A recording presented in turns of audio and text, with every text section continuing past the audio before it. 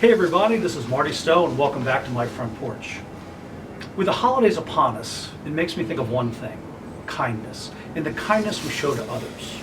And I'd like to tell you a true story about kindness that's almost unbelievable. And it happened during World War II in Germany during the Battle of the Bulge. A German family, the Winkens, had to abandon their home as it was bombed by the Allies in a nearby city. They found an isolated hunting cabin deep in the forest where they took up lodging. Well, this Christmas Eve, bitter temperatures, single digits, a raging blizzard. Mr. Winken would not be able to get back from his factory position and trek through the forest that particular evening. So it was just Mrs. Winken and their 10-year-old son, Fritz, to have their Christmas dinner together. A knock at the door.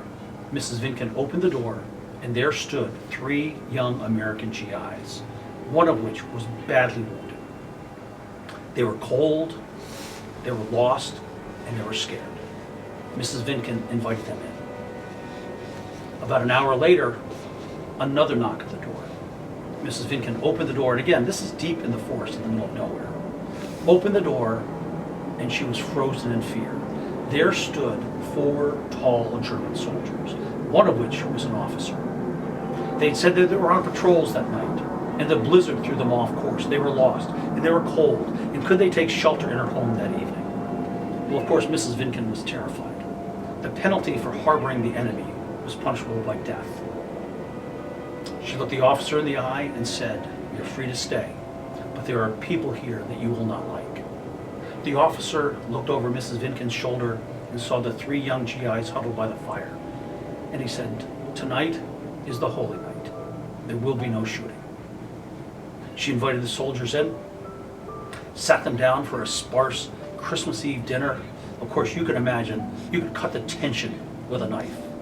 But despite their language barriers, conversations started, and the conversations turned into laughter. As a matter of fact, one of the German soldiers was a medic and tended to the American GI's wounds. Well, the next morning, it was time to leave. They bid their farewells, there were handshakes, there were smiles.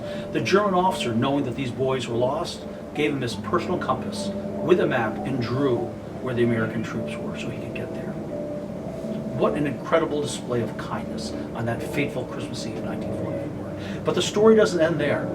Young Fritz, who witnessed this magical moment during Christmas Eve, grew up, married, eventually moved to the United States, settling in Hawaii.